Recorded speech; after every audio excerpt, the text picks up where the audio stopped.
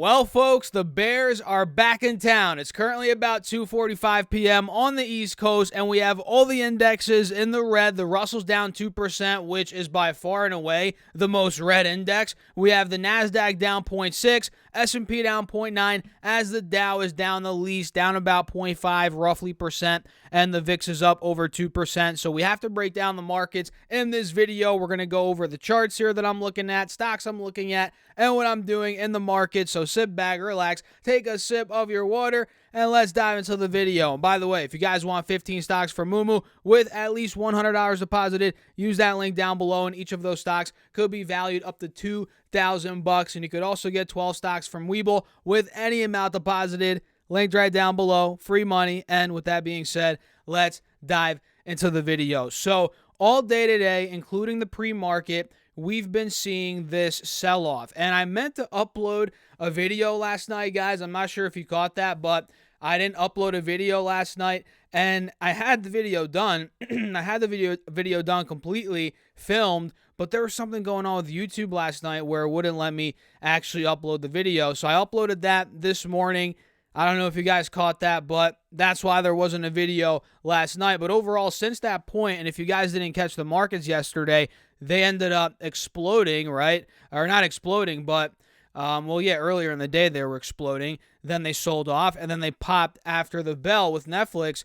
And ever since that point, we sold off and pretty much gave back all those gains, right? You can see here, SPY in the aftermarket was right around 375. And all pre-market today, it went from 373 down to about 370 to 372. And then it opened at about roughly 368. And now intraday, you guys can see on the intraday chart, we hit 365 just about an hour and a half prior to me filming this video, as it's about 2:45 p.m. on the East Coast right now. And we are up a little bit from that point, from that low of the day. We're up 0.6 on SPY. Triple Qs, it's probably up as well. I mean, it definitely is. Let's see. From 268 to about 270-ish. It's up 0.6, 0.7%. So that's what we're dealing with right now, guys. We're seeing some selling pressure. All the gains pretty much from yesterday have been given back. The Russell is not looking good whatsoever. I mean, it's down again the most. Like I said, it's down about 2% so far. And look at yesterday. I mean, look at this 5-day, 5-minute. Yesterday, Russell was at 1730, popped to about 1780, and the low of the day today was at about 1710. So we clearly gave back all the gains from yesterday, and it looks like we're breaking under the lows from the day before that. I think that was on Monday, right? Yeah, Monday's lows were about 1725-ish, 27. We clearly broke under those, and we're still under those right now on the Russell. So, yeah, clear selling pressure coming in on the 4-hour 180 SMA on SPY and Triple Q, like we talked about in my last video. And now we're pretty much sandwiched in between these moving averages, right? 50 SMA, 180 SMA here on the 4-hour chart. This is SPY. And let me pull up Triple Q. You guys can see it. We have to pick direction. Is this going to be, yet again, another point where the Bears come in and end up taking those recent lows out?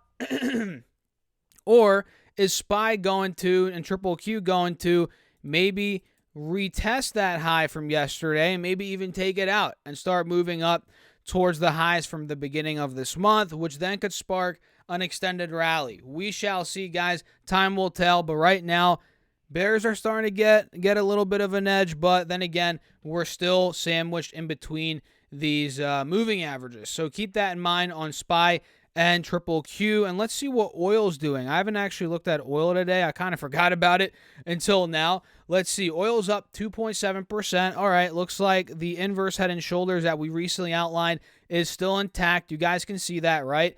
And we have the left shoulder right here, head, right shoulder. Clearly the neckline's holding. Boom. You guys see that? And let me get some water really quickly. My throat's been bothering me today.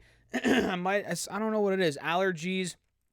Maybe I have a little cold. I have no freaking idea. But that's why I keep freaking coughing or, doing that sound. Man, oh man. Thanks for bearing with me, guys. I don't know. I don't know what's going on. I don't know.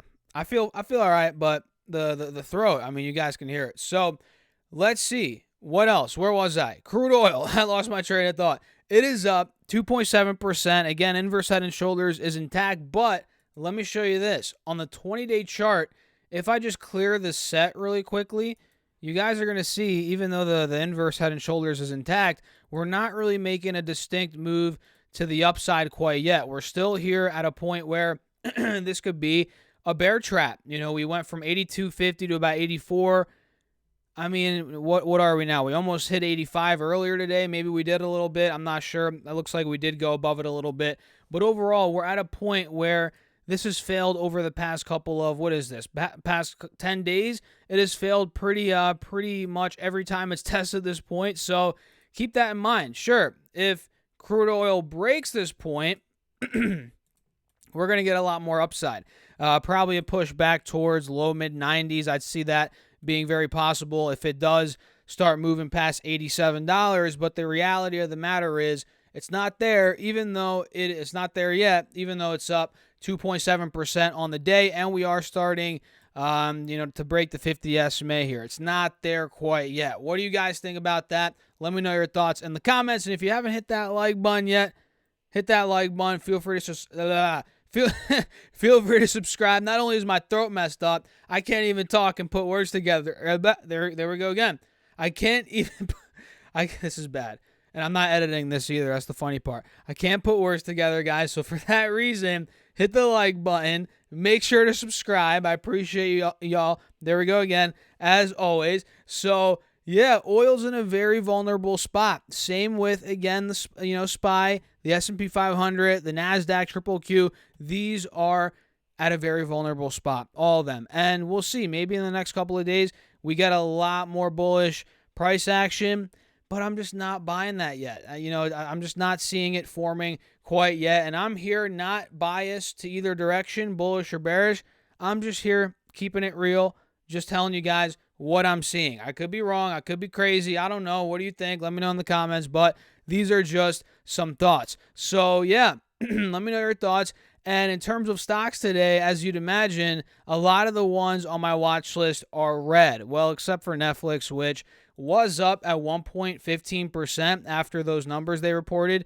And now it's down to about, it's still up on the day, 11%, which is great. But it is down intraday a little bit from that intraday high, which I think was 279. Yeah, now it's at 268. So in other words, it is down 3.5%, almost 4%. Nothing too crazy, but it is moving down here as expected. I didn't think Netflix was going to hold 275, 280 and start going straight to 300.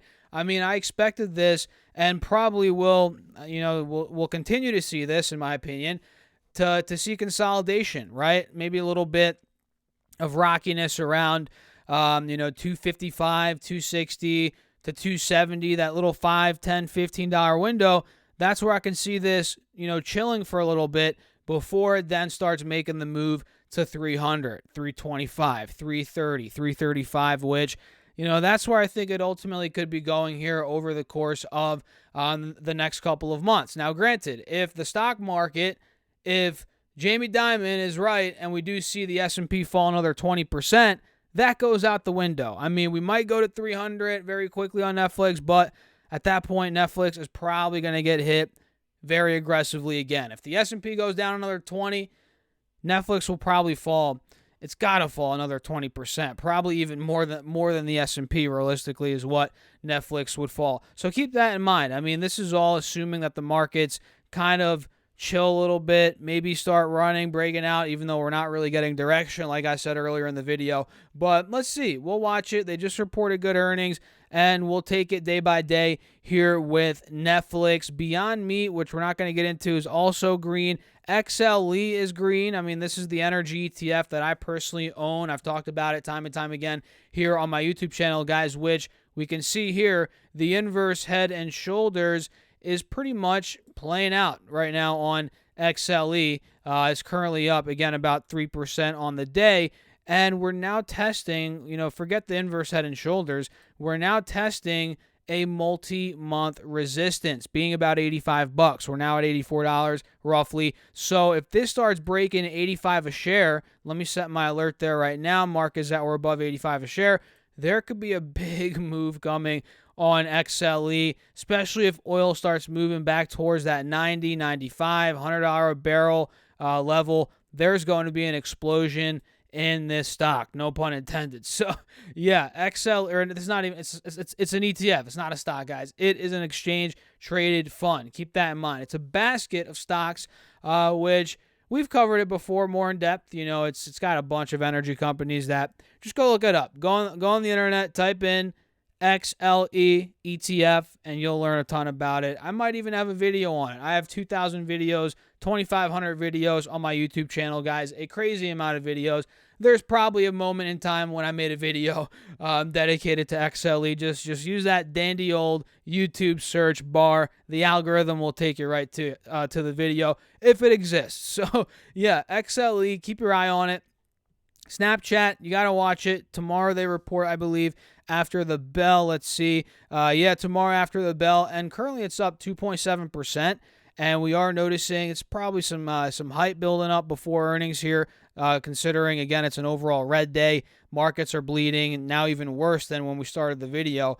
And Snap is still up. You know, it's in a wedge here. It might start breaking out. So my alert's set at 1150 on Snap and 950. One's for, mark is at or above. If it breaks out of the wedge, and 950 is if it starts breaking the lows from the beginning of this month, that would be a sign that the bears are gaining full head of steam and there's going to be more downside. So it's kind of a wait and see type of game right now with Snap. And like I said in my Patreon video this morning, if you guys are not on my Patreon, I make exclusive videos there in the morning. I also post all my call outs, buys, sells, what I'm doing. You get more access to me throughout the day. Check it out. Link down below if you guys want to join. I mentioned how back in the beginning of this year, and really the past couple of quarters on Snap, we have seen crazy, I'm talking crazy volatility in the stock around earnings. I mean, not just 5-10% moves. We're talking 40% swings. If you guys take a look here at the last earnings report, Snap went into the last earnings report at $16 a share.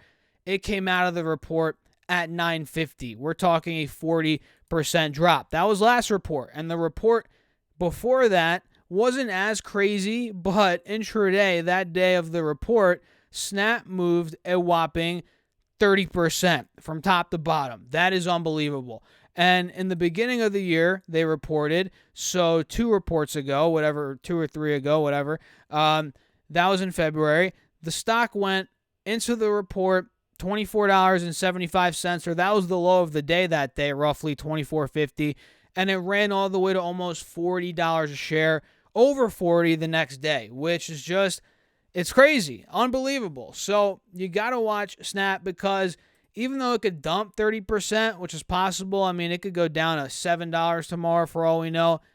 You got to watch it, because when there's volatility, guess what? There's money to be made. And that's why I'm covering it on the channel today. And I'm not telling you guys what to do, of course. I'm not telling you to buy calls, puts, buy shares, do anything like that, because I'm not a financial advisor, first of all, and I'm not telling you what to do. Second of all, that's not the point of the video. I'm just putting it on your radar so you can watch it and just understand kind of what I'm looking at and just recent history for the stocks. So let's see how long we're in here, guys. 13 minutes, that's good timing. We might as well get out of here. If you enjoyed the video, hit that like button. And if you enjoyed, the cough storm, not even the cough storm, but the choking on the camera. If you enjoyed me mumbling and jumbling my words, hit that like button, subscribe, check out the Patreon, get your 15 stocks from Moomoo and your 12 stocks from Webull. All those are linked down below. And oh, by the way, I have a second channel, Stas Talks Money. Go subscribe to that as well, link down below. I'll see you there. Catch you guys later. Peace out.